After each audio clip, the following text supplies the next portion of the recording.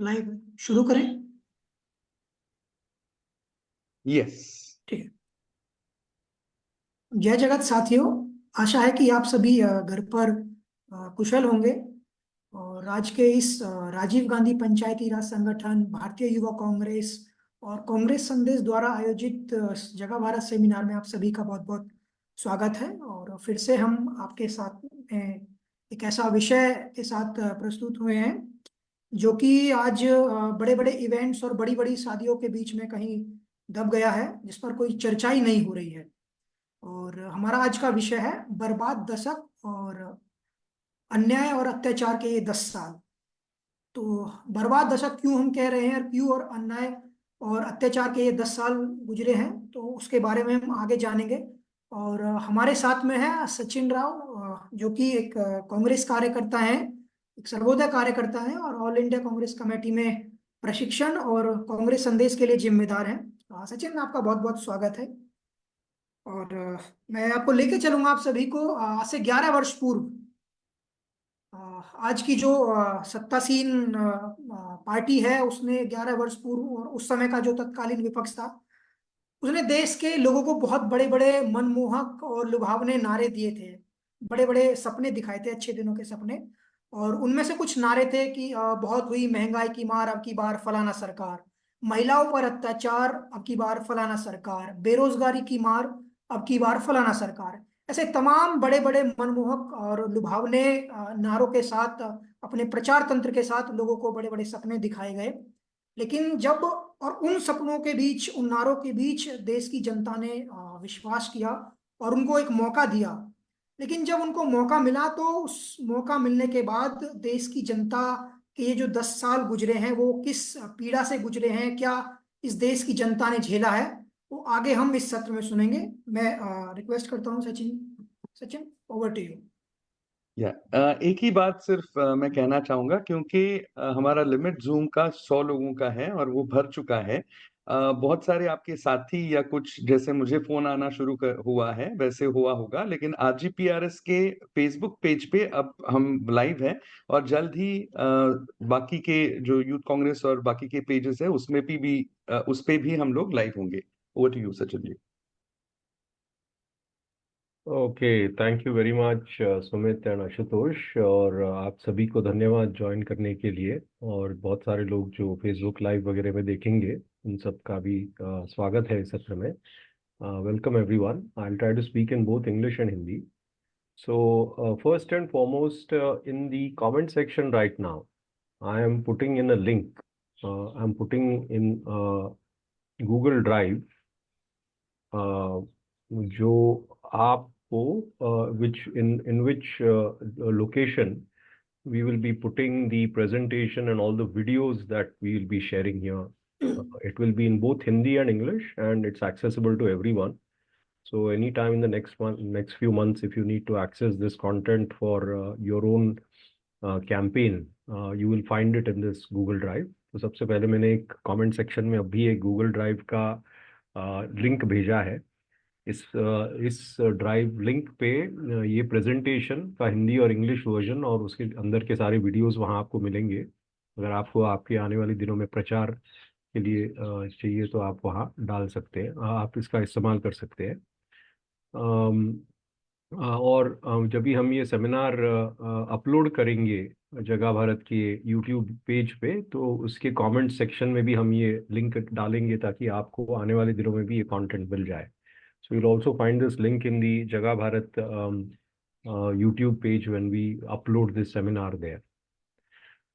So शुरू करते हैं। I'll share my screen now.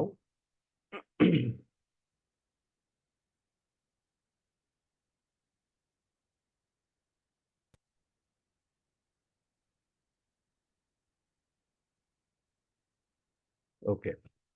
तो ये जो प्रेजेंटेशन आज मैं करने जा रहा हूँ, वो मोदी सरकार के 10 साल का हिसाब किताब नहीं है। ये मैं पहले से ही बताता हूँ, क्योंकि उनके 10 साल में जो बर्बादी उन्होंने रचाया है, उसके हिसाब के लिए 10 दिन या 10 दिन भी कम पड़ जाएंगे। 10 घंटे छोड़ो, 10 दिन भी शायद कम पड़ जाए। तो उनके किए हुए काले करतूतों का ये पूरा लिस्टिंग कतई नहीं है। लेकिन इसके कुछ झलक झलक है, इनके जो कारनामे हैं उनके कुछ झलक है जो सबसे ज्यादा इंडिकेट करते हैं कि उन्होंने इस देश को कैसे चलाया है. First thing I want two point out is that this is not a full listing of all the disaster that the Modi government has brought about.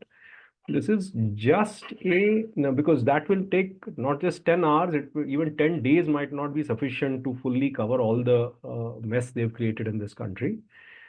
This is just a collection of the most tragic and emotional moments of these last 10 years that should remind all of us what disaster they have actually wrought on this country. So please see it that way. Second thing is that we have tried to, I will be speaking hopefully very little, and the slides have been constructed so that the headlines, people, their memories, that's what is doing the talking. So, and when you also present this, I would suggest that you allow the slides and the people who are speaking to speak, because often we say, we get criticized that we are always critical, but we are not doing the criticizing. It's the people who are doing the criticizing here. तो ये दूसरी एक बात कि ये जो slides हमने बनाए हैं इस तरह की हम कम बोलेंगे, शायद मैं भी इसमें कम बोलूंगा, ज्यादा इसमें जो वीडियोस है, जो हेडलाइंस है, जो लोगों के जो अनुभव है, वही इस देश को दर्शाएंगे कि देश में हुआ क्या है. तो शुरू में कहना पड़ेगा कि उन्होंने चेतावनी तो दी थी, आपको ये याद होगा. अच्छे दिन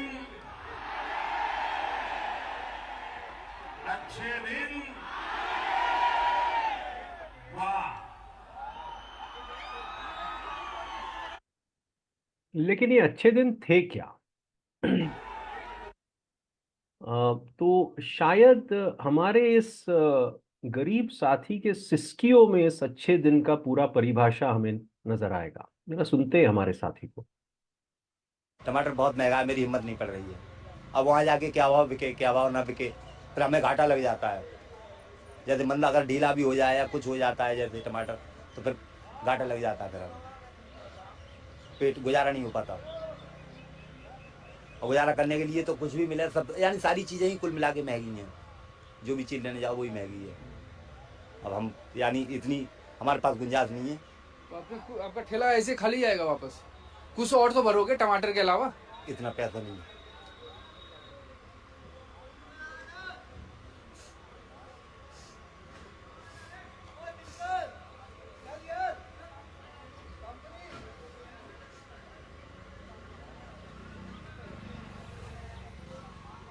सुबह में किनके अपने बेटे के साथ आए थे आप?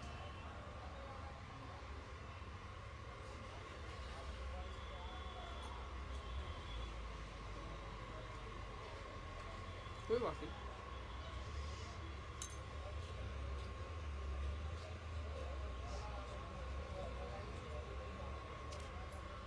हमारी गुजर नहीं हो रही. कहाँ से आए हैं आप? कहाँ रहते हैं? जहांगीरपुरी जहांगीरपुरी में रहते हैं यहाँ दिल्ली में? किराए पर रहते हैं. कितना किराया? 4,000. और कमाई? कमाई का तो 100 रुपये का भी हिल्ला नहीं. 100 रुपये भी 100-200 रुपये भी टाट पड़ रहा है. तो ये आज के दिन में हमारे देश का हाल है. ये जो हमारे साथी ने बताया, बयान किया, ये इस देश की सच्चाई है कि एक बहुत बड़े तबके के लिए बस रोज हर दिन बस कट रहा है. कोई उम्मीद, कोई आगे ज्यादा बढ़ने की ख्वाहिश, ये सब अभी कुछ नहीं बचे हैं. बस रोज हर दिन कट कट रहा है और हर तरफ से सिसकियां सुनाई दे रही है. So this is really the state of our country today. Vast proportion of our population has been consigned to hopelessness, and just one day at a time they are passing their time. टमाटर बहुत महंगा. जरा सोचिए कि 80 करोड़ लोगों को मुफ्त का अनाज देना क्यों पड़ रहा है ना. ये इतने बड़ी घोषणा उन्होंने की. They made a massive announcement, 80 crore people free food. Why? Because ये सच्चाई इस देश की ये है कि इस 10 साल में उन्होंने रिकॉर्ड लोगों को गरीबी बढ़ाया है. ये आंकड़े हैं. 11-12 में इस देश में 2004-5 में लगभग 40 कोटी गरीब थे. जिसको घटाकर हमारे सरकार ने 11-12 तक के जो सेंसस हुए तब तक 27 करोड़ के आसपास थे, और 19-20 यानी कि जो कोविड का धक्का लगा उसके पहले ही मोदी सरकार ने इसको बढ़ा के 34 करोड़ लोगों को गरीबी में डाला था। तो उन्हीं के कार्यकाल में कम से कम 8-10 नए रोग गरीबों की संख्या में जुड़े हैं। राइट, तो इस देश में गरीबी मोदी जी ने बढ़ाया है, ये उन्हीं के आंकड़े कहते हैं। ऑफ कोर्स ये सब आंकड़े निकलने के बाद उनका सरकार का एक स्टैंडर्ड टेक्निक रहता है कि फिर वो आंकड़े ही रखना बंद कर देते हैं, लेकिन जो 2020 तक के भी हमारे पास आंकड़े हैं उसके हिसाब से मोदी सरकार ने इस देश में गरीबी बढ़ाया है। इसीलिए उनको मुफ्त में 80 करोड़ लोगों को खाना खिलाना पड़ रहा है आज के दिन में। और वो सिस्किया जो आप सुन रहे हो वो उसी का नतीजा है, उस गरीबी का नतीजा है। जैसे हमारे भाई ने बोला, महंगाई सब तरफ है, सब चीज के दाम बढ़ रहे हैं, और इस कदर गरीबी अभी हो चुकी है कि ये भारत में दुनिया में डंका बजवाने वाला मामला जो है, अभी भारत भुखमरी में, आप प्लीज ये समझ जाइए, भुखमरी के इंडेक्स है ये, कि लोग खा पी नहीं पा रहे, उसमें भारत 125 देशों में 111वां पहुंच चुका है। हमारा पोजीशन जो है वो ये बढ़ता हुआ रैंक इसमें अच्छा नहीं है। इसका मतलब है कि आप में आपकी भुखमरी बढ़ती जा रही है। अभी 111वां तक हम पहुंच चुके हैं, और हमारा जो रैंक है, श्रीलंका बांग्लादेश छोड़िए, नेपाल पाकिस्तान से भी बदतर है हम भुखमरी में। तो आप समझ लीजिए कि दुनिया में डंका बजवाना छोड़िए, हमारा अपने ही हमारे आसपास के पड़ोस में भी भारत की जितना गरीब और भुखमरी में फंसा हुआ देश अभी नहीं है। महंगाई की बात की हमारे भाई ने उस वीडियो में, और ये नरेंद्र मोदी स्टेडियम आपको याद होगा, अपने ही जीवन काल में सबसे पहला प्रधानमंत्री है जिसने अपने ही जीवन काल में अपने ही नाम का एक स्टेडियम बनवाया। और हो सकता है कि ये उसका बैटिंग लाइनअप हो उस नरेंद्र मोदी स्टेडियम का। पेट्रोल सेंचुरी मार रहा है, डीजल सेंचुरी मार रहा है, दाल डबल सेंचुरी, तेल डबल सेंचुरी। तो आम आदमी जाए तो कहाँ जाए। और ये इनके सरकार और इनके पूरे मंत्रिमंडल और इनके सारे समर्थकों का एक बहुत बड़ा लक्षण है कि जो भी हो इनका घमंड साहब नहीं घटता। और जो भी महंगाई के बारे में बात हो रही थी सदन में, ये उनकी फाइनेंस मिनिस्टर का बयान है। हाँ, मैं इतना लहसुन प्याज नहीं खाती हूँ जी, सो डोंट वरी। मैं ऐसे परिवार से आती हूँ जहाँ अनियन प्याज का मतलब नहीं रखते हैं। जो भी लहसुन प्याज के बढ़ते हुए दाम के बारे में सवाल पूछा जाता है तो एफएम हमें बोलती है कि तो हम तो उस परिवार से आते जहाँ ये खाया ही नहीं जाता, पता नहीं आप लोग क्या खाते हो। तो ये उनके घमंड का कदर है। अभी आते हैं अगले टॉपिक पे, Our aim नौकरियां। is to create jobs for more than 1 billion young hands. भाइयों बहनों, रोजगार आपको आपके प्रदेश में मिलना चाहिए कि नहीं मिलना चाहिए, आपके इलाके में मिलना चाहिए कि नहीं मिलना चाहिए। और इसलिए भाइयों बहनों, हमने मेक इन इंडिया का अभियान चलाया है। हम चाहते हैं छोटे के बीच में मैं पॉइंट आउट करूं, मेक इन इंडिया और सारे स्कीम्स अखबारों के खिलाफ, अखबारों के अनुसार सिर्फ और सिर्फ फ्रॉड है, कुछ नहीं चल रहे। छोटे कारखानों का जाल बिछे, छोटे छोटे कारखाने लगे, हर गांव गली मोहल्ले में रोजगारी का अवसर पैदा। छोटे छोटे कारखानों के बारे में बात करने वालों को हम ये बताएं कि एक एमएसएमई जो मध्यम और छोटे व्यापार है, 10,000 बंद हो गए हैं मोदी जी के कार्यकाल में। हो और नौजवान अपने ही इलाके में रोजगार कमाए ताकि शाम को अपने माँ बाप के पास जाकर के बैठ सके। अभी हम सच्चाई समझते हैं। ये कोरोना काल के बाद का एक रिपोर्ट है जो बताता है कि एक्चुअली यूथ अनएम्प्लॉयमेंट किस कदर है। ये रिपोर्ट ये स्लाइड पे इंग्लिश में है, अगले स्लाइड में हिंदी में है। मैं इंग्लिश वाला रिपोर्ट बजाता हूं ताकि हमारे इंग्लिश वाले साथ दक्षिण के साथी भी समझ सके। Amid the ongoing controversy over the government allegedly suppressing unfavorable jobs reports from its own agencies, such as the NSSO, which said that India's unemployment rate was at a 45-year high in 2017-18, now a new report has come which claims that 50 lakh men lost their jobs after demonetization. The report, which was prepared by the Center for Sustainable Development of the Azim Premji University in Bengaluru, says most of those who lost jobs are from vulnerable sections who work in the informal sector, and jobs lost in 2 years after demonetization was announced. Well, to talk to us more about this report, बड़ा स्पष्ट है, 45 साल में सबसे ज्यादा बेरोजगारी, इनके master stroke demonetisation में 50 लाख लोगों की नौकरियां गई, और जिनका नौकरी गई वो बड़े बड़े लोगों का नहीं गया, सबसे जो वंचित, सबसे गरीब वर्ग का नौकरी गया है। जो और ये जो हाल, ये वीडियो में दिखा रहा हूं आपको लग रहा होगा कि ये बेरोजगारी सिर्फ गरीबों का अभी मामला है, और ये आईटी सेक्टर जहां पे हम बड़े बड़े संख्या में हमारे बच्चों को इंजीनियरिंग पढ़ाने भेज रहे हैं, वहां मामला नहीं है। ये जो वीडियो है ये हिंजेवाड़ी पुणे का है ना, कुछ जूनियर डेवलपर यानी कि एक आईटी सेक्टर के शुरुआती नौकरी के लिए जो हाल हुआ है, ये आप देखिए।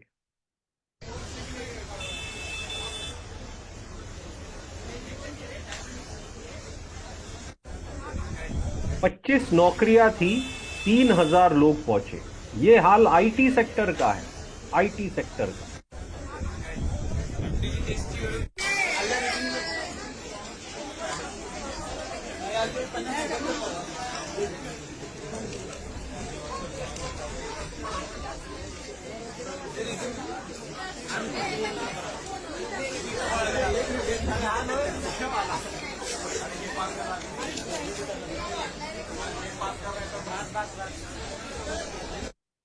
कोई आईटी सेक्टर जिसमें इतने सारे लोग गए, उसका ये हाल है, तो अन्य सेक्टर्स की आप समझ सकते हो। और ऑफ कोर्स मोदी जी कैसे नौकरी निर्माण करेंगे, ये भी सबको एक बार याद दिला दे।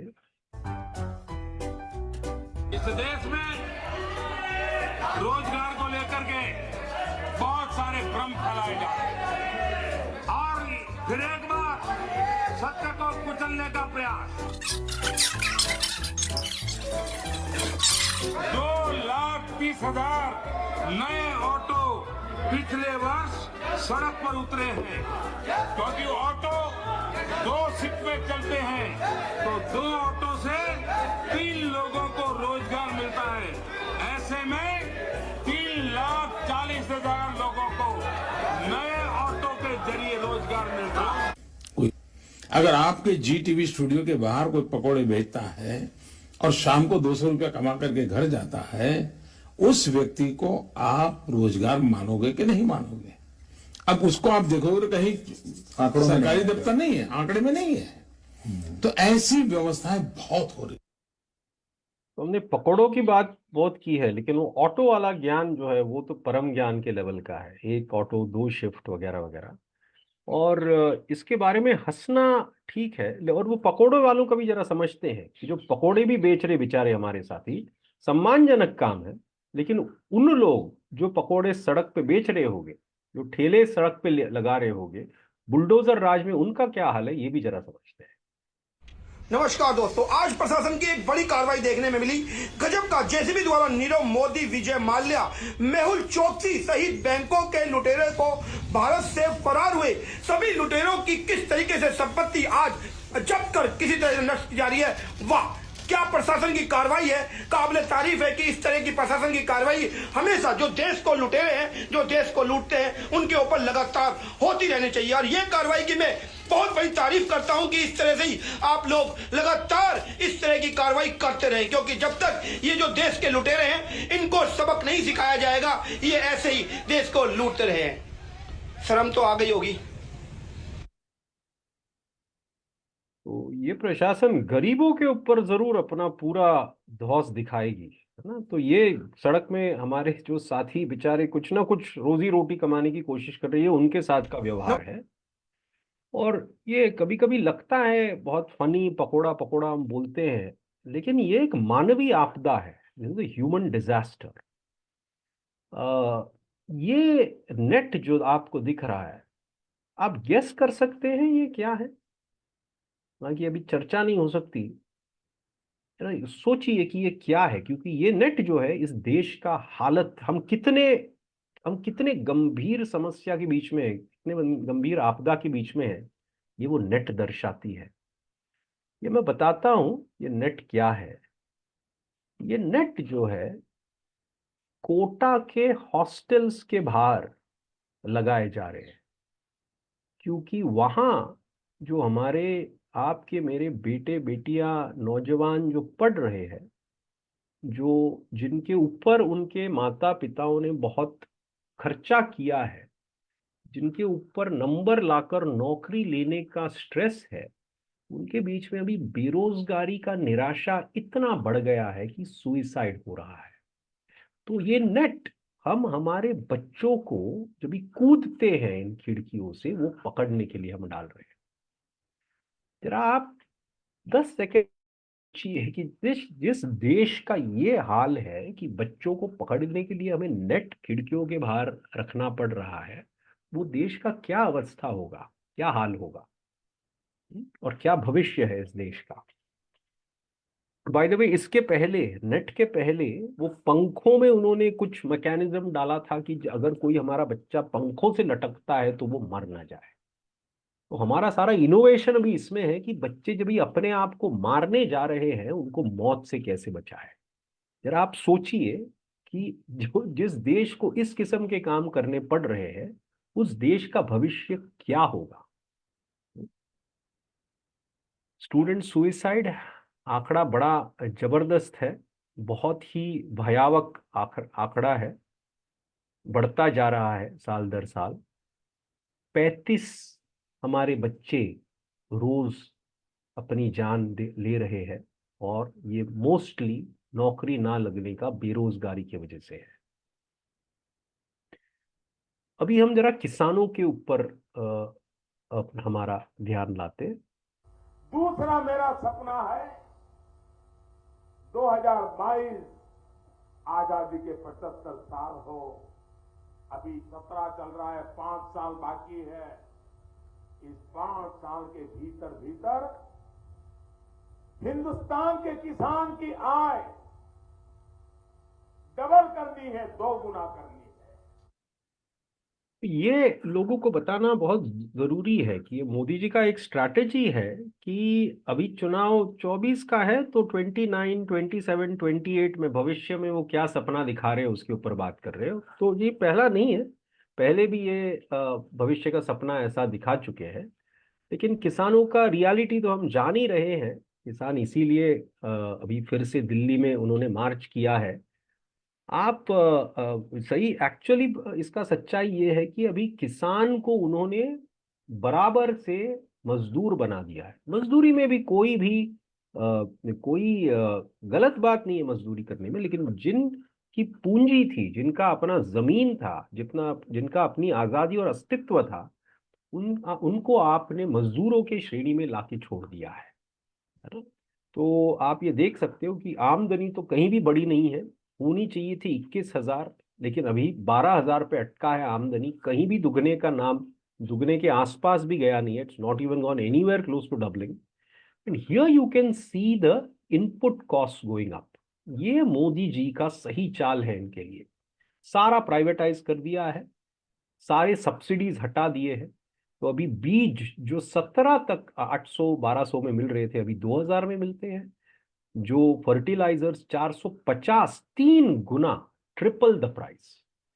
जो लेबर कॉस्ट है वो दुगना हुआ है, और पेट्रोल डीजल को तो हमने बात किया ही है, जो 60 लीटर पर लीटर थी, अभी 100 तक गया। यानी कि जो सब फार्मर के खर्चे हैं वो सारे डबल ट्रिपल हो चुके हैं, और आमदनी वही के वही हमने छोड़ दिया है ना। नतीजा, जैसे हमारे नौजवान आत्महत्या कर रहे हैं, ऑब्वियसली फार्मर्स का भी आत्महत्या निरंतर जारी है। 30 मर रहे हैं रोज, 30 अपने आप अपनी जान रोज ले रहे हैं। और ये जो साजिश है जिसपे हम आएंगे जरा देर में, सारा संपत्ति अमीरों के हाथ में देना, उस साजिश के तहत वो जो 3 लॉज जो पारित किए, उसका मैं जस्ट एक क्लिप दिखाना चाह रहा हूं कि हमारे देश के किसानी का भविष्य कॉरपोरेट्स के हाथ में ले जाने के लिए इस सरकार ने लोकसभा में कितना लंबा डिबेट चलाया होगा। 18 सेकंड मैं आपको क्लिप दिखाऊंगा। 18 सेकंड में वोट होता है, जरा देखिए। इतना ही समय है इस सरकार के पास इन किसानों के।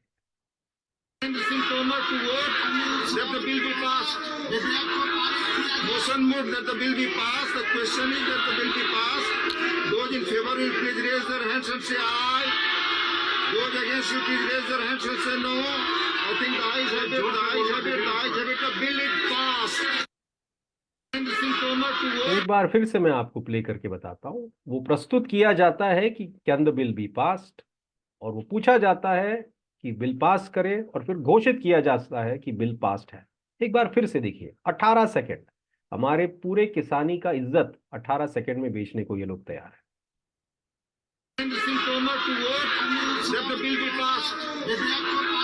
Motion moved that the bill be passed. The question is that the bill be passed.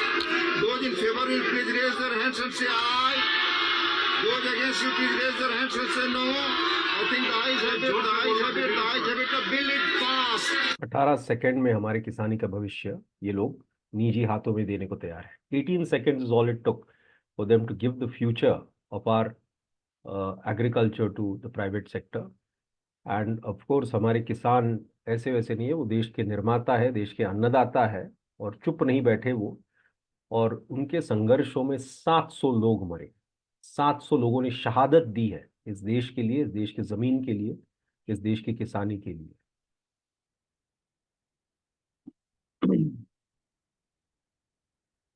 अभी मैं बहुत ही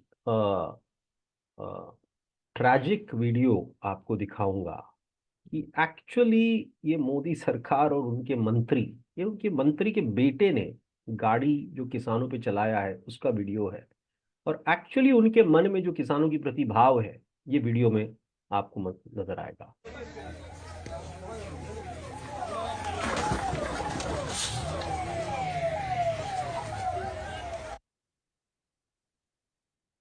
और याद रखिएगा, ये जो गाड़ी चला रहा था उसके पिताजी होम मिनिस्टर ऑफ स्टेट अभी भी है, और उनको फिर से टिकट मिला है, उनका टिकट भी नहीं कटा है। अभी आते हैं महिलाओं के, इस देश में महिलाओं के हाल पे। Let's come to the state of women in this country. For the first time, we have a government that protects and celebrates rapists, and that asks the court to release, and actually gets its government to release convicted rapists, not just accused, convicted. तो ये please आप गहराई से समझ लीजिए कि पहली बार इतिहास में हमारे पास एक सरकार है जो ऑफ कोर्स बहुत सारे रेपिस्ट को प्रोटेक्ट करती है, जिनके लीडर्स रेपिस्ट्स के, लाइक ये जम्मू में जो हुआ कि रेपिस्ट्स के जो एक्यूज्ड है, जो आरोपी है, उनके पक्ष में रैली निकलवाते हैं। लेकिन आरोपी छोड़िए, बिल्किस बानो केस में जो लोग कन्विक्टेड है, यानी कोर्ट ने इनको सजा दिया है, उनको बाहर निकालने के लिए, सम्मान सहित बाहर निकालने का प्रावधान करने वाला ये पहले सरकार इतिहास में। याद रखिए, ये आरोपी नहीं है, ये एक्यूज्ड नहीं है, इनका कोई मामला कोर्ट में नहीं चल रहा, इनको कोर्ट ने सजा दिया हुआ है, और उनको बाहर निकालने का काम ये सरकार कर रही है। First government in history. इनके बहुत सारे देश भर के लोग हैं जिनको वो प्रोटेक्ट कर रहे हैं।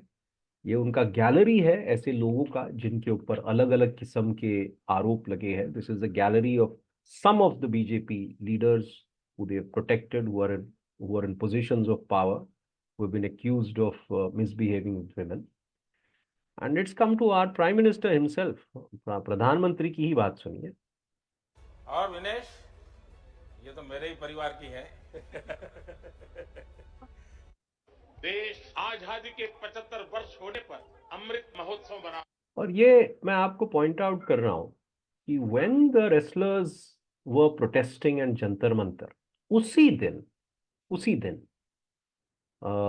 ये लगभग 1 या 2 किलोमीटर दूर मोदी जी ये भाषण दे रहे। They are both happening, both these events are happening same day, 28 May 2003. इस अमृत महोत्सव में भारत के लोगों ने भारतीय लोकतंत्र के इस स्वर्णिम क्षण की बहुत बहुत बधाई देता हूं। भारत एक लोकतांत्रिक राष्ट्र ही नहीं बल्कि लोकतंत्र की जननी भी है, मदर ऑफ डेमोक्रेसी भी है। भारत आज वैश्विक लोकतंत्र का भी बहुत बड़ा आधार है। लोकतंत्र हमारे लिए सिर्फ एक व्यवस्था नहीं, एक संस्कार है, एक विचार है, एक परंपरा है। संस्कार, विचार, परंपरा, है ना? और यही 2 किलोमीटर दूर हमारे महिलाओं के साथ हो रहा है। और विनेश और जिनका उन्होंने हमारे अपने परिवार का बताया, उसी का बयान सुनते हैं। इसी दिन देखने के लिए मेडल लेके आया, तो मैं चाहूंगी कि देश का कोई खिलाड़ी मेडल ही ना लेके आए कभी। इतनी दूरदर्शी कर रखी हमारे यहाँ पे, रोटी भी नहीं खाई अभी तक किसी ने। मेरे भारत की बेटी है सारे जहां पे भारी, मेरे भारत की बेटी दिल जान है शान हमारी। क्या मतलब क्या सम्मान रह गया क्या देश में? महिलाएं खत्म कर दो या तो इस देश को जरूरत नहीं हो तो ये पुलिस वाले भी इधर बंदूक ले रहे हैं, हमें वैसे मरवा दो, मर के उठेंगे यहाँ से तो। और याद रखना, ये अपने लिए कुछ नहीं मांग रहे थे। ये जो महिलाओं के ऊपर शोषण रेसलिंग फेडरेशन के अंदर हो रहा था, उसको रोकने के लिए ये लोग सड़क पे उतर रहे थे और इनके साथ व्यवहार ऐसे किया जैसे कि ये देशद्रोही है। और कुछ महीने बाद नतीजा भी निकला। वो वर्ल्ड ये रेसलिंग फेडरेशन ने मोदी जी के 56 इंच छाती के तले उसने चुनाव भी कराया और वही ब्रजभूषण जिसके ऊपर सारे आरोप थे, उसके एक पपेट जीत के आया। और उसी दिन हमारे इस देश के बेटी ने आखिर में बोला कि नहीं, मैं और नहीं झेल सकती, मैं रेसलिंग छोड़ रही हूँ। और ब्रजभूषण का बयान है, दबदबा था और दबदबा रहेगा। नोट कीजिए आप, दबदबा था, दबदबा रहेगा। ये 56 इंच छाती के काल में है। तो महिलाओं का जो आंकड़े तो अभी मतलब हमें सुन्न करने वाले हैं। 86 रेप्स डेली, ये सब चल रहा है। लेकिन उसके ऊपर मैं आपको बता रहा हूँ कि ये पहला सरकार है जो कह रहा है कोर्ट में कि शादी के अंदर का रेप वो गलत नहीं मानेंगे। शादी के अंदर को रेप रोकने से भारतीय संस्कृति पे ठेस पहुंचेगी, परंपराओं पे आहत होगा, ये इस सरकार का कहना है। तो ये मानसिकता है इस सरकार का। अभी हम आते हैं महिलाओं का, वो बेटी बचाओ बेटी पढ़ाओ वाला जो बहुत बोलते हैं, जरा हम समझते हैं कि यूनिवर्सिटीज के साथ क्या व्यवहार करते हैं। ये जामिया का रीडिंग रूम है जहाँ बच्चे पढ़ाई कर रहे हैं। जरा देखिए इनके साथ व्यवहार क्या किया जाता है।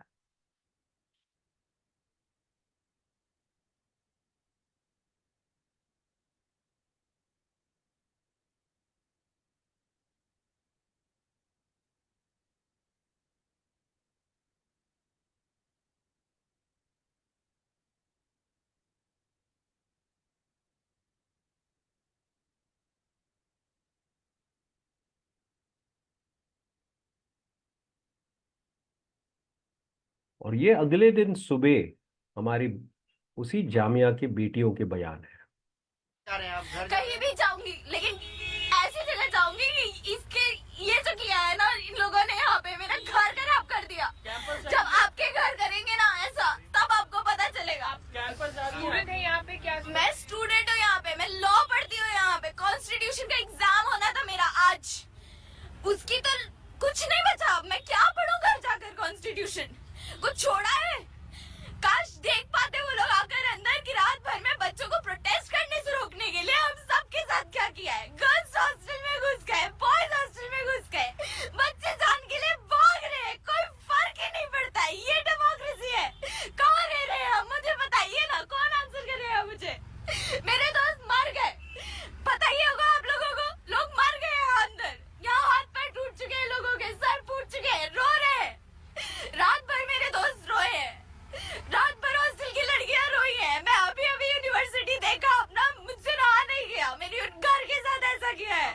कैसे बचाया कल जब हम भाग गए वहां से। बताइए कौन देगा इस लड़की को जवाब। जा रहे हैं आप घर? अभी आते हैं दलित आदिवासियों के हाल पे। ये तो हमने ड्रामा देखा था अपने हाथों से पैर धोने वगैरह का, और ये भी हमने नज़ारे देखे थे। दलितों के ऊपर अत्याचार चरम पे है। आदिवासियों का के साथ जो व्यवहार है ऐसे किया जाता है बीजेपी वर्करों द्वारा जैसे कि वो इंसान ही ना हो। सब तरफ उनके खिलाफ जो अत्याचार हो रहे हैं, जातिगत अत्याचार, वो बिल्कुल चरम पे है। ये सारे न्यूज़पेपर के हेडलाइंस बता रहे हैं। और अगेन पहली बार हमारे पास एक सीएम है मोदी जी के काल में, आसाम के सीएम, जो बोलते हैं कि शूद्रों का काम ही ब्राह्मणों की सेवा करना है। ये उनका ट्वीट है। जो कुछ आर्थिक और जो कुछ शिक्षा संस्थाओं में इनके लिए आरक्षित जगह है SC STs की, उसको सिस्टमैटिकली उस आरक्षण को खत्म करने का मुहिम चला हुआ है। जहां है वेकेंट वो सारे post vacant, 42,000 post reserve vacant, उनके लिए स्कॉलरशिप्स जो है वो खत्म किए जा रहे हैं। IITs में जो उनके लोग भर्ती हो रहे हैं उनका सपोर्ट स्ट्रक्चर खत्म हो रहा है। SC STs वहाँ छोड़ के जा रहे हैं। सेंट्रल मिनिस्ट्रीज में वेकेंट। और फाइनली RSS के चीफ मोहन भागवत ने बोला ही कि हमें रिजर्वेशन देखना पड़ेगा। और ऑफ कोर्स प्राइवेटाइजेशन करते जा रहे हैं और सरकारी नौकरियां ही कम हो गई है, तो ऑब्वियसली रिजर्वेशन भी उसके साथ कम हो गया है। जो 52 लाख से 40 लाख तक सरकारी एम्प्लॉयज आ गए, बाकी सारों का कॉन्ट्रैक्टिंग हुआ है। और याद रखना, कॉन्ट्रैक्टिंग में कोई रिजर्वेशन नहीं। यानी कि जैसे ये निजीकरण करते जाएंगे वैसे ही दलित आदिवासियों के लिए इस देश में जगह कम होता जाने वाला।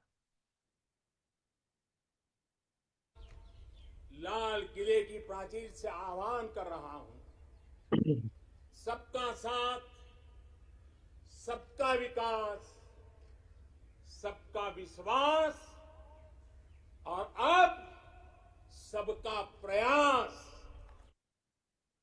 तो ये लाइन मैं इसलिए याद दिलाना चाह रहा हूँ क्योंकि अभी जो हम आने वाले हैं, जो हम मुसलमान और अन्य अल्पसंख्यकों के साथ व्यवहार के बारे में बात करेंगे, तो एक देश होने के नाते हमें ये सोचना पड़ेगा कि हम कहाँ तक गिर चुके हैं।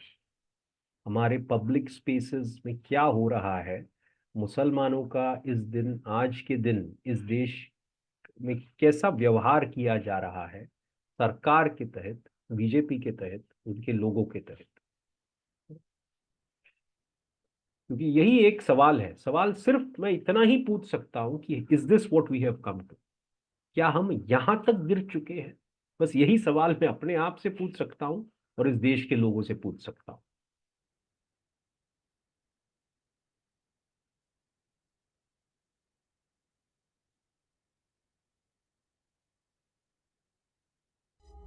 हम प्रशासन से FIR दर्ज नहीं करवाएंगे, बल्कि कम से कम 10 ऐसे लोगों की हत्या उससे करवाएंगे जो लोग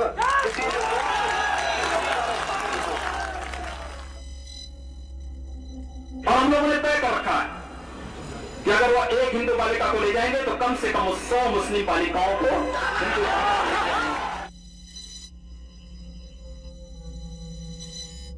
हिंदू अलग संस्कृति है, मुस्लिम अलग संस्कृति है, दोनों एक साथ नहीं रह सकती। दो संस्कृतियां कभी एक साथ नहीं रह सकती हैं। ये टकराव होगा, जरूर होगा। योगी नहीं अंगारा है। हम यहां तक पहुंच गए हैं। मोदी साहब सिरे नहीं ले रहे। ये याद रखना, ये जो बोला जाने वाला है ये हमारे संसद में बोला जा रहा है। This is our parliament. Again मेरा यही सवाल रहेगा, क्या हम यहां तक गिर चुके हैं? ले रहे हैं देश के वैज्ञानिक। ओए बड़े, ओए उग्रवादी सिरे ले रहे हैं। उग्रवादी बोलने दो, तो कभी खड़ा होगा, ये बता रहा हूँ। उग्रवादी कटवे सर, ये जो सिरे अगर जाता है तो देश के हो जाता है। ये आप करवा दिए, आप करवा दिए। ये मुल्ला करवा दिए। ये कुछ उनके बयान हैं। लिंचिंग हो रहा है। इनका एमएलए कहता है कि मुसलमान को जलाना चाहिए। इनके महिला मोर्चा लीडर से कहती है कि मुसलमान महिलाओं का बलात्कार होना चाहिए। गद्दारों को गोली मारो, सालों को, देश के गद्दारों को पीछे तक आवाज आनी चाहिए, गिरिराज जी को सुनाई दे। देश के गद्दारों को, देश के गद्दारों को, देश के गद्दारों को। और ये सिर्फ इनके लीडर्स नहीं है, मोदी जी स्वयं। तूफान खड़ा कर रहे हैं और उनकी बात चलती नहीं है तो आगजनी फैला रहे हैं। भाइयों बहनों, ये जो आग लगा रहे हैं, टीवी पे उनके जो दृश्य आ रहे हैं,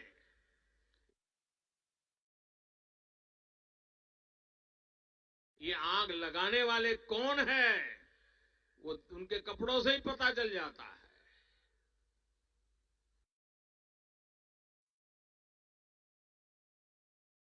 एंड अनफॉर्चुनेटली इस देश के मुसलमानों ने बहुत झेला है। तो लेकिन एक वीडियो जो झंझोड़ने वाला है, जो बताते हैं, अगेन यही सवाल रहेगा कि हम कहाँ तक गिर चुके हैं। ये सही गलत और किसके पक्ष में और धर्म शर्म की बातें भी नहीं हो रही है। बस इतना पूछ सकता हूँ कि एक देश के हिसाब से हम कहाँ तक गिर चुके, how far we have fallen.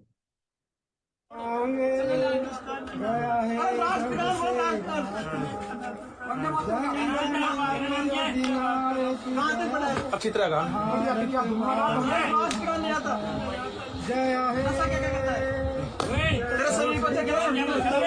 Hindustan में ही रहा। आजादी, आजादी, आजादी, आजादी।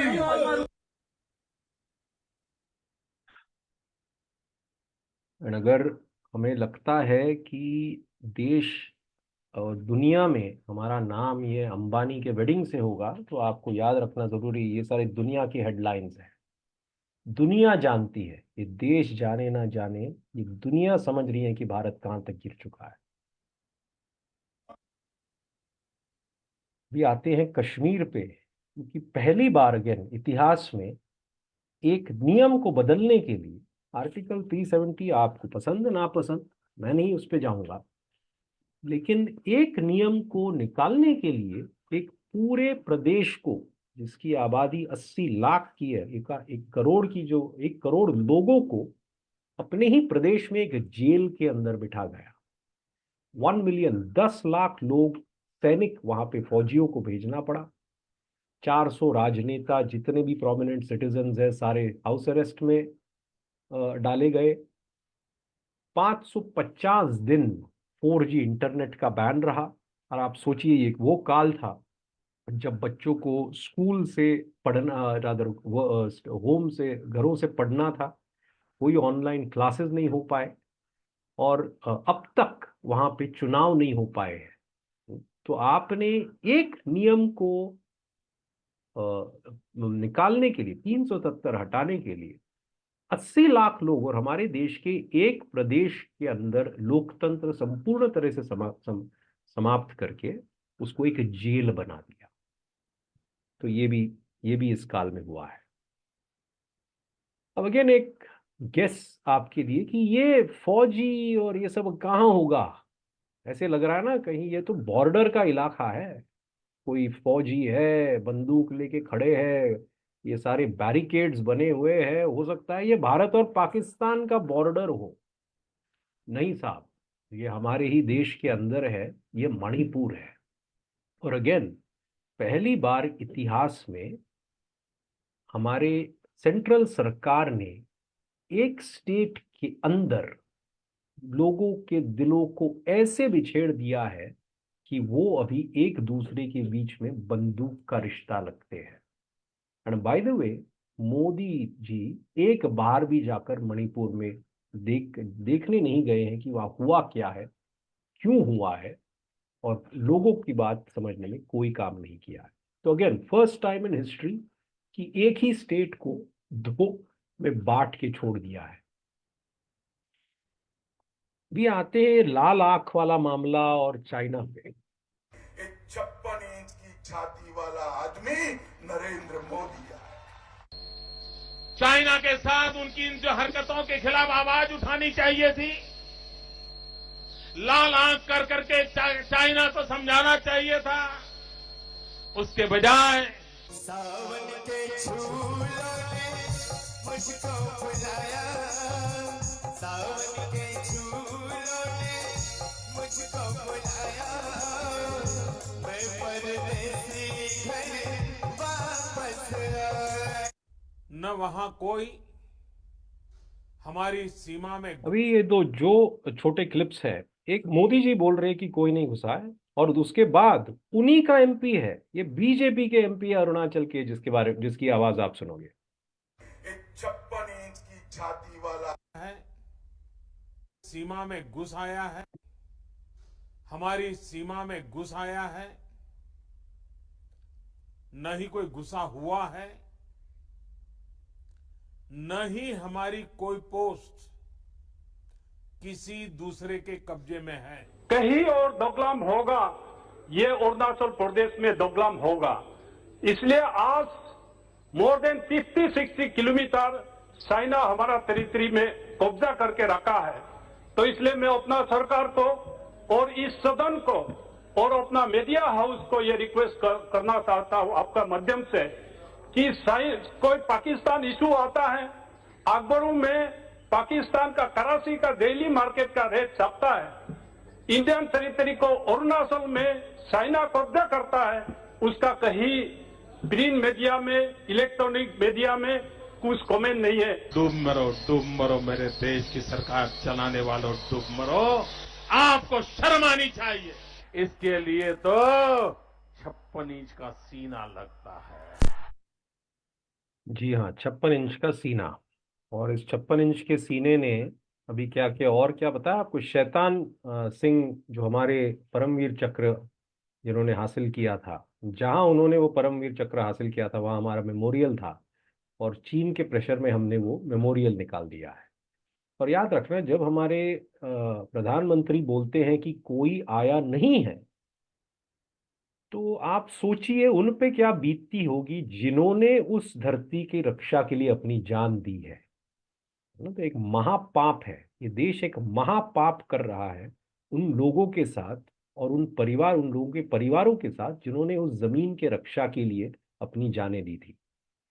5 एयरक्राफ्ट की जरूरत थी, सिर्फ उनको एयरक्राफ्ट नहीं दिया गया। ये इम्पोर्टेंट चीज कह रहे हैं, होम मिनिस्ट्री से इजाजत मांगी एयरक्राफ्ट के लिए and home ministry refused to give. Yes, and I told it to the prime minister same evening कि ये हमारी गलती से हुआ है, अगर हम एयरक्राफ्ट दे देते तो ये नहीं होता। तो उन्होंने मुझे कहा कि तुम अभी चुप रहो। मैं मेरे फर्स्ट टाइम वोटर से कहना चाहता हूं कि आपका पहला वोट पुलवामा में जो वीर शहीद हुए, उन वीर शहीदों के नाम आपका वोट समर्पित हो सकता है क्या? इसके बारे में बताया ही क्या जा सकता है। बेशर्मी का इस हद, मतलब हम इसके लिए कोई शब्द नहीं है कि जिस चीज के लिए आप ही जिम्मेदार हो उसी के नाम से लोगों को भावनात्मक करके उस पर वोट मांगना। इन्होंने फौज का मजाक बना दिया है। फौज को हमारे फौज और उसके सिपाही बहुत ही शूरवीर लोग हैं, बहुत ही पावरफुल फौज है हमारी, लेकिन पूरे तरह से कोशिश हुआ है कि उस फौज को भी सरकार के प्रचार में लगाया जाए। हमारे जब ये अग्निपथ वाला स्कीम आया है, आर्मी चीफ खुद बोल रहे हैं कि हमें भी नहीं पता था ये आने वाला है। आप सोचिए कि जो फौज आपके देश की रक्षा करता है उसमें लोग भर्ती कैसे हो गए, फौज के चीफ को नहीं बताया जाता। फौज को योगा दिवस और अन्य सारे सरकारी प्रचार में लगवाया जा रहा है और जो इतना फौज के बारे में बात कर रहे हैं, आर्म फोर्सेस के बारे में, हमारा लोएस्ट डिफेंस स्पेंडिंग इन 6 years 21-22 में, यानी कि एक्चुअली जितना हमें डिफेंस पे खर्च करना पड़ रहा है वो उसके हम बहुत कम अभी खर्चा कर रहे हैं। $5 trillion ये इकोनॉमी, आते हैं इनके इकोनॉमी के और बहुत ये बातें करते हैं 5 ट्रिलियन उसके ऊपर थोड़ा आते हैं। $5 trillion इकोनॉमी, इसका सपना संजोया है। गरीब और मध्यम वर्ग के हक और पसीने की कमाई पर जो अपनी दुकानें चला रहे थे वो अब चौकीदार से परेशान है और इसलिए चौकीदार को गाली देने की कंपटीशन चल रही है। आप आश्वस्त रहिए, आपका ये चौकीदार पूरी तरह से चौकन्ना है। आइए देखते हैं हमारे, लेकिन ये चौकीदार का जो जमाना है, ये जो वीडियो है मिर्जा गालिब का है एंड ऑफ कोर्स उसका एक सीरियल था मिर्जा गालिब नाम का, उसमें ये सीन था और मेरे ख्याल से गालिब के इस सीन में सब कुछ ही इस समय के बारे में समझ में आता है। ये कैसे कंपनी बहादुर आए हैं? कहीं कोई शहर बिक रहा है, कहीं रियासत बिक रही है, कहीं फौजों की टुकड़ियां बेची जा रही हैं, खरीदी जा रही हैं। ये कैसे सौदागर आए हैं इस मुल्क में? सारा मुल्क पंसारी की दुकान बन गया है।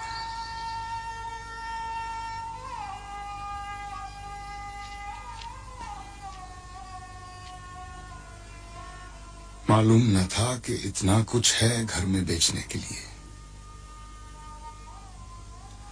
जमीन से लेकर जमीर तक सब बिक रहा है, सब बिकता जा रहा है। जरूर अगर गालिब आज होते हैं तो वो ईस्ट इंडिया कंपनी का जमाना और मोदी जी का काल को वो बिल्कुल सेम कहते, वो बोलते कि बिल्कुल तभी जो हो रहा था अंग्रेजों के काल में वही अभी भी हो रहा है। कुछ आंकड़े देते हैं आपको कि ये लगभग 9 साल के आंकड़े हैं कि जो दिख पा रहा है, यानी कि खुला चोरी देश से, देश के गरीबों से जो खुला पैसा का जो पैसा लिया गया है ना, जो पैसा दिया जो हमें दिख रहा है, जो ऑफिशियली है, वो कम से कम 250 लाख करोड़ तो बहुत खुले खुले दिख रहे हैं, है ना। ये पेट्रोल टैक्स में 22 लाख करोड़। भारत का जो कर्जा है 205 लाख करोड़ का कर्जा इस सरकार ने लिया है। इसका मतलब है हम सब के ऊपर 1.5 लाख रुपया पर हेड कर्जा बढ़ा है 10 साल में। अमीरों के लिए, सबसे अमीर और इंडस्ट्रीज के लिए लगभग 15 लाख करोड़ का कर्ज माफी, लगभग 2 लाख करोड़ का टैक्स माफी उन्हीं लोगों के लिए।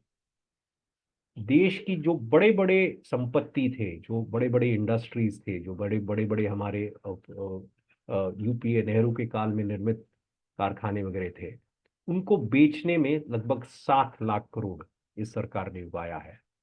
और जो हमारा आरबीआई के अंदर का हमारा रिजर्व था, जो आपदा में इस देश के लिए बनाया गया है, उसको भी लूट कर लगभग 2 लाख करोड़ इस सरकार ने निकाला है। और याद रखना, उस पैसे तक पहुंचने के लिए उन्होंने ही अपॉइंटेड आरबीआई गवर्नर को हटवा के उन्होंने वो पैसा लूटा है। इतना बुरा काम था कि उन्होंने ही बिठाया हुआ आरबीआई गवर्नर ने बोला कि ये हम होने नहीं दे सकते, उनके हटवा के ये पैसा निकाला है। तो कुल मिला के इन सिर्फ कुछ बड़े हेड्स में लगभग 250 लाख करोड़ इस देश के गरीब जनता से लेकर अमीरों को दिया गया है। और ये 250 लाख करोड़ होता कितना है आप जरा समझ लीजिए। आपको एक जस्ट अंदाजन दे रहा हूं कि ये समझने के लिए कि भारत का एनुअल जीडीपी, लेकिन कुल मिला के ये देश एक साल में सिर्फ 235 लाख करोड़ निर्माण करती है। 235 लाख करोड़ हमारा जीडीपी है। एक साल में जितना हमारा पूरा देश निर्माण नहीं करता, उससे ज्यादा इन लोगों ने गरीबों से लूट कर अमीरों को दिया हुआ है। और ये सिर्फ हमें दिखने वाली चीजें हैं। इसके अलावा बहुत सारी चीजें हैं जिसके पास कोई हिसाब नहीं है कि इसका क्या हिस्सा होगा। धारावी अडानी को दे दिया, एंड एयरपोर्ट्स अडानी को दे दिया, अनिल अंबानी को राफेल दे दिया, बहुत सारे कोल माइंस अपने साथियों को दे दिया। तो ये बेहिसाब लूट है। इसका तो हमारे पास आंकड़ा भी नहीं है कि कितना इसके वजह से देश का नुकसान हुआ होगा। और कुल मिला के इसका नतीजा ये है, बड़ा शॉकिंग स्टेटिस्टिक मैं आपको दे रहा हूं, कि ये बांग्लादेश का जीडीपी है। जीडीपी यानी पर हर व्यक्ति के ऊपर कितना देश निर्माण कर रहा है ना। और ये भारत का है, और आप देख रहे हो कि भारत का फ्लैट हो के नीचे चला गया। 2020 तक बांग्लादेश हमसे आगे निकल चुका था। ये आंकड़ा है। बांग्लादेश हर व्यक्ति के ऊपर लगभग 1888 डॉलर्स हर व्यक्ति के ऊपर उनका जीडीपी है, और हमारा हम थोड़ा उनसे पीछे छूट गए, 1877। तो जिन बांग्लादेशियों का यहाँ पलायन हो रहा था, हो सकता है ये मोदी जी का मास्टर स्ट्रोक है कि बांग्लादेशी यहाँ पलायन ना करें, इसलिए भारत को ही बांग्लादेश से गरीब कर दो, तो बांग्लादेशी पलायन भी खत्म हो जाए। हो सकता है हमारे भक्त हमें ये समझाए कि उनका मास्टर स्ट्रोक है बांग्लादेशी पलायन रोकने का, लेकिन ये कड़वा सत्य है कि बांग्लादेश से गरीब अभी भारत हो चुका है पर हेड, हर व्यक्ति के ऊपर। और इस ट्रांसफर ऑफ वेल्थ, इस हस्तांतरण में ना, और इस हस्तांतरण का में कुछ लोगों ने अनशन पैसे कमाए हैं, अनशन पैसे कमा रहे। गौतम अडानी जी का हर दिन का कमाई, ये पर डे की बात हो रही है, 1612 करोड़ पर डे का कमाई है मोदी के काल में। मुकेश अंबानी जी का कमाई पर डे मोदी काल में 210 कोटी है ना। आप जरा 10 सेकंड लेके जो सोचिए, 210 कोटी, 1600 कोटी कितना होता है। हो सकता है हम सब मिला के 5 जीवन काल में इतना न कमाएं, ये लोग एक दिन में उतना कमा रहे हैं। और ये कितना है, तो 1600 करोड़ लगभग 5.75 करोड़ मनरेगा मजदूरों का वेतन है। 210 करोड़ 75 लाख मनरेगा वर्कर्स का वेतन है। और 63 पीपल ना, तो कितना केंद्रित हुआ है कि पूरा यूनियन का बजट जो है, यानी कि ये भारत एक साल में जितना खर्चा करता है उतना 63 लोगों के पास पैसा है। 63 people have more money than the union budget of 2019। तो इस कदर हमने देश को निकाल के भेजा है। आखिर एक ये याद on this point, of course आप अभी प्री वेडिंग, सॉरी ये शादी में नहीं है, अंबानी जी के परिवार में एक शादी हो रहा है, बधाई उनको। और बताया जा रहा है कि 1000 कोटी का ये प्री वेडिंग है। और आप सोच रहे होगी यार बहुत सारा पैसा है, लेकिन आप ये समझ लीजिए ना, अंबानी जी का अगर 210 कोटी दिन का कमाई है, तो ये 5 दिन का कमाई बेटे के शादी में लगा रहे है ना। ज्यादा तो है नहीं, 5 दिन का कमाई कोई भी माँ बाप लगाएंगे ना शादी पे, तो इनके लिए भी 1000 करोड़ ज्यादा नहीं है। क्यों? क्योंकि 210 करोड़ तो एक दिन में कमा रहे हैं। तो that's the state of India. और दूसरे तरफ भुखमरी चरम पे है। भुखमरी के बारे में हमने बात की, 25 मिलियन वेस्टेड, हमारे बच्चों को पोषण नहीं मिल रहा है, एक मानवीय आपदा है, दुनिया बोल रही है। और 28% दुनिया के गरीब अभी भारत में है। ये दूसरी तरफ का आंकड़ा है।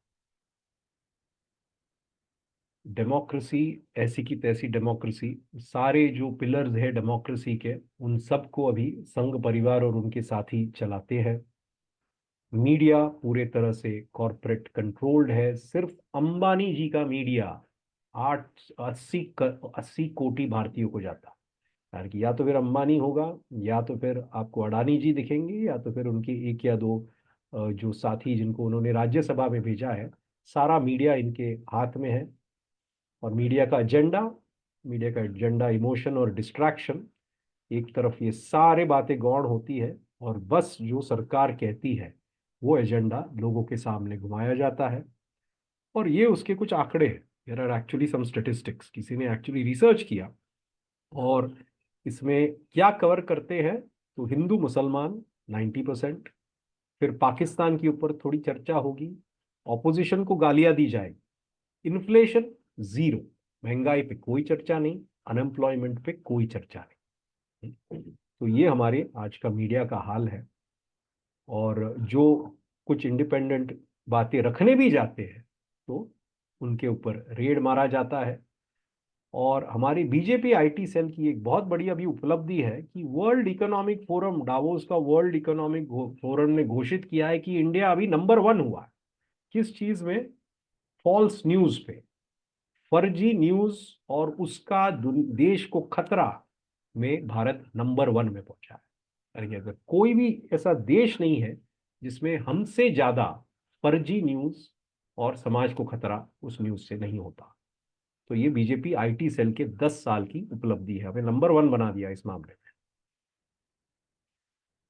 सारे जो इंस्टीट्यूशन है, जैसे हमने कहा, एडमिनिस्ट्रेशन पूरे तरह कैप्चर्ड है। गुजरात कैडर आईएएस ऑफिसर्स ने उसको कैप्चर किया है। ईडी, हम बोलने की जरूरत नहीं है कि ईडी वगैरह इन्हीं के सिपाही है। और ये वीडियो मैं फिर से आपको याद दिलाऊंगा कि अन्य इंस्टीट्यूशन हमने बहुत देखे, लेकिन हमेशा इस देश का एक सुप्रीम कोर्ट के ऊपर भरोसा रहा है। हमेशा हमने माना है कि कोर्ट इंडिपेंडेंट होगा और कोर्ट पावरफुल होगा, यानी कि कितना भी बड़ा चुना हुआ नेता क्यों ना हो, कोर्ट के सामने तो उसको झुकना पड़ेगा। इतिहास में, इस देश के इतिहास में पहले बार सुप्रीम कोर्ट के जस्टिस प्रेस कॉन्फ्रेंस बुलाकर देश को बोलते हैं कि हम खतरे में हैं, हमारी व्यवस्था खतरे में है, आप कुछ कीजिए। प्लीज सुनिए। It's an extraordinary event in the history of any nation, and more particularly this nation, and extraordinary event in the history of this institution of judiciary. It is with no pleasure in our hearts we were compelled to take this decision to call for a press conference. But sometimes the administration of the Supreme Court is not in order. There are many things which are less than desirable which have happened in the last few months. तो justice Chelameswar साहब supreme court के justice है, बहुत सुलझे हुए शब्द इस्तेमाल कर रहे हैं, लेकिन आप जरा सोचिए कि अगर सुप्रीम कोर्ट के 4 जस्टिस आपके प्रेस से बोलते हैं कि हमारा इंस्टीट्यूशन बर्बाद हो रहा है, तो फिर ये देश जाए तो जाए कहाँ?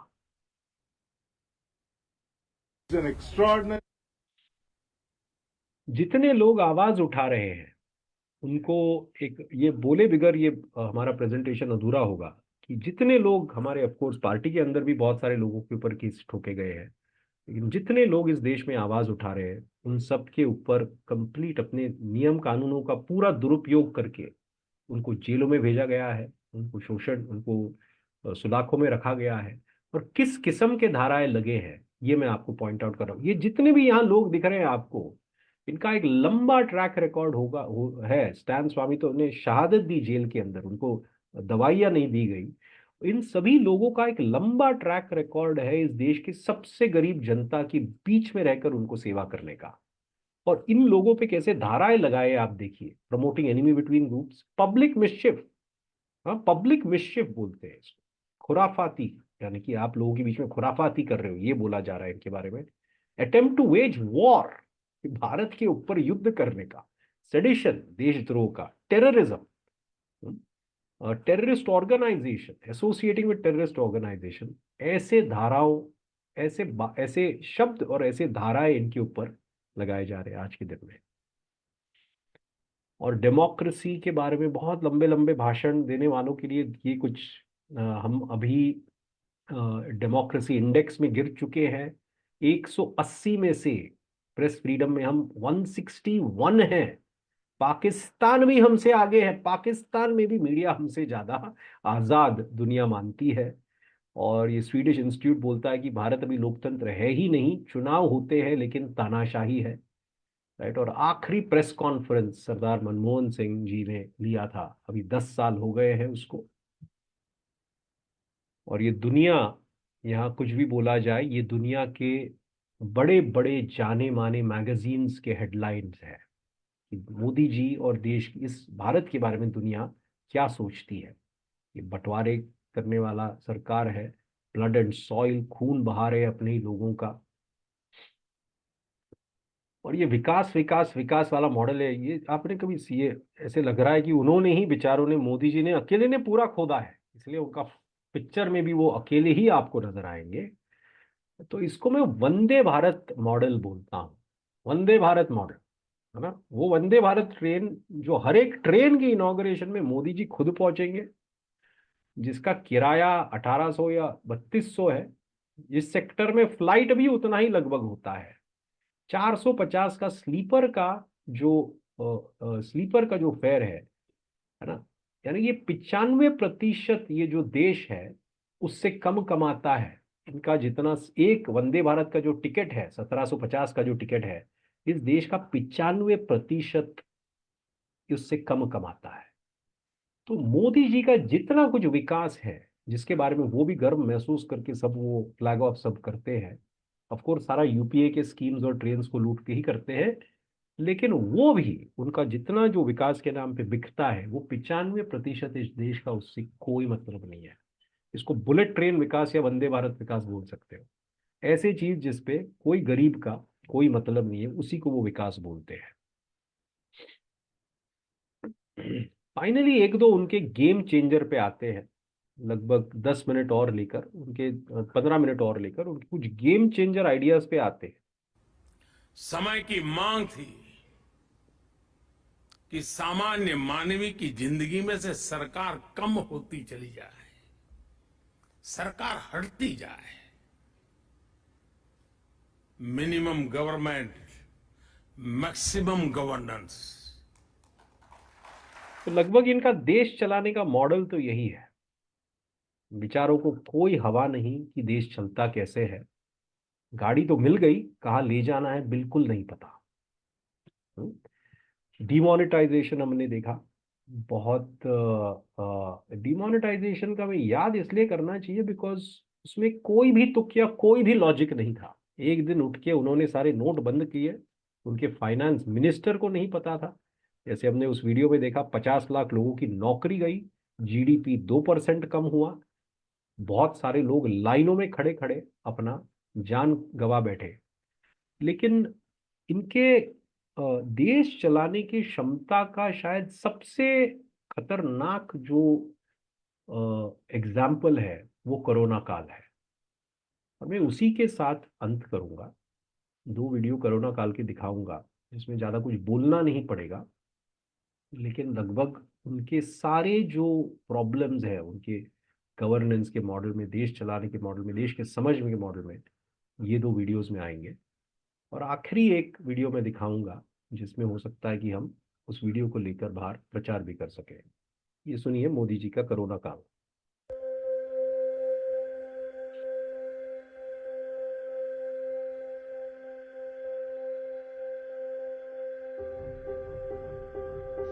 भविष्यवाणी की गई थी कि पूरी दुनिया में कोरोना से सबसे प्रभावित देश भारत होगा।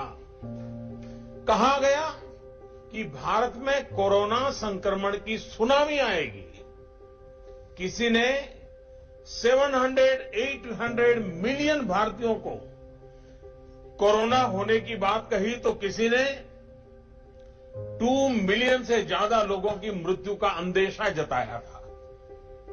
दुनिया के बड़े बड़े और आधुनिक हेल्थ इंफ्रास्ट्रक्चर वाले देशों का उस समय जो हाल था वो देखकर भारत जैसे विकासशील देश के लिए दुनिया की चिंता भी स्वाभाविक थी।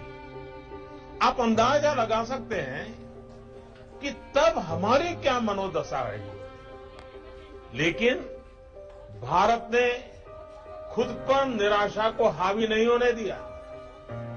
भारत प्रोएक्टिव, पब्लिक पार्टिसिपेशन के अप्रोच के साथ आगे बढ़ता रहा। हमने Covid specific health infrastructure develop करने पर जोर लगाया। हमने अपने ह्यूमन रिसोर्सेज को कोरोना से लड़ने के लिए ट्रेन किया। टेस्टिंग और ट्रैकिंग इसके लिए टेक्नोलॉजी का भरपूर इस्तेमाल किया। इस लड़ाई में भारत के प्रत्येक व्यक्ति ने धैर्य के साथ अपने कर्तव्यों का पालन किया। कोरोना के खिलाफ लड़ाई को एक जन आंदोलन में बदल दिया। आज भारत दुनिया के उन देशों में से है जो अपने ज्यादा से ज्यादा नागरिकों का जीवन बचाने में सफल रहा है।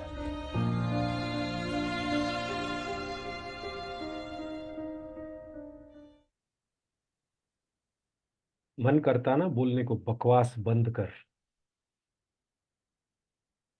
अभी अगला एक ट्रिब्यूट सुनते हैं उन सब लोगों के लिए जिन्होंने कोरोना में जान गंवाई और जिन्होंने उसके लिए लड़ा।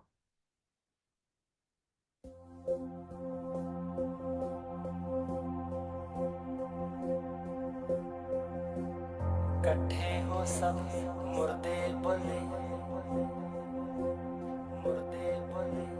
कट्ठे हो सब मुर्दे बोले, सब कुछ चंगा चंगा। कट्ठे हो सब मुर्दे बोले, सब कुछ चंगा चंगा। राजन तेरे राम राज विच लाशां टोवे गंगा। साहिब तेरे राम राज विच लाशां टोवे गंगा। लाशां टोवे गंगा।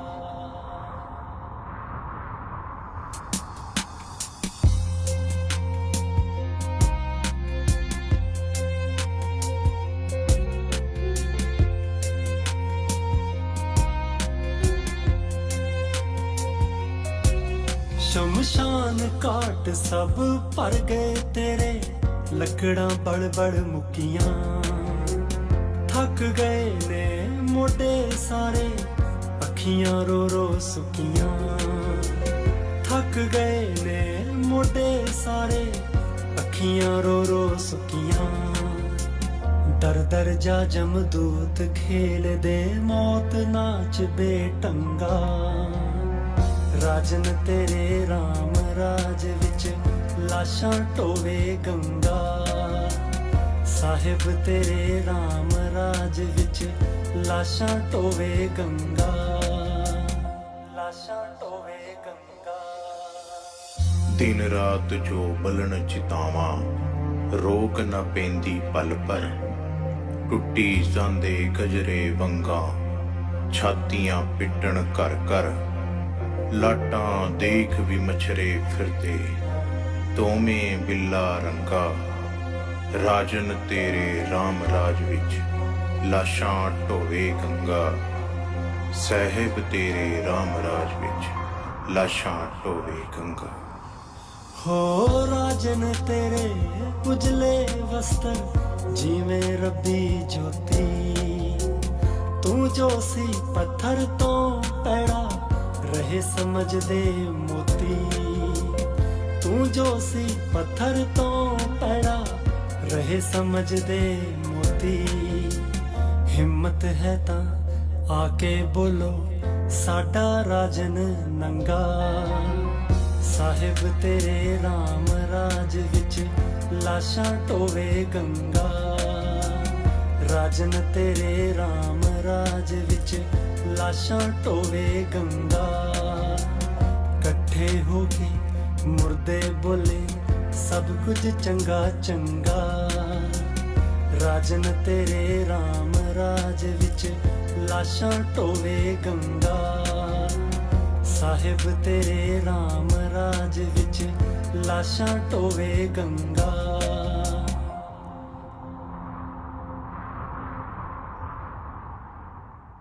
हिम्मत है तो आके बोलो, साड़ा राजन नंगा। यही रियली चुनौती है, पूरे देश के लिए ये चुनौती है। एक आखिरी वीडियो जो पिछले चुनाव के लिए शायद बना था, लेकिन अभी भी बहुत मायने रखता है। क्या क्या क्या वोट मांगने आए हो? वोट मांगने आए हो? वोट मांगने आए हो? ओ, वोट दे। वोट दूं? वोट दे। तुम्हें? तुम्हें देना है? फिर से? फिर से? फिर से? डिग्री होते हुए भी घर बैठने के लिए? मुझे पढ़ाया, मुझे बचाया। रसोई में गैस का दाम पता है? अरे कहाँ गया काला धन? कहाँ? मेरी आय दुगनी हो गई। पेट्रोल के दाम कम हुए क्या? हुए क्या? मैं एटीएम लाइन में खड़ा रहा और चोर रातों रात मुझे भीड़ से पिटवाओगे? धंधा चौपट कर दोगे? झूठ और फरेब से हकीकत कब तक छुपाओगे? जिम्मेदारी तो लेनी पड़ेगी। कीमत तो चुकानी पड़ेगी। जवाब तो देना पड़ेगा। अरे भाई नहीं चाहिए ऐसे अच्छे दिन। अब वोट मत मांगना। अब की बार माफी मांगो। माफी मांगो, माफी मांगो। माफी मांगो। वोट नहीं, माफी मांगो।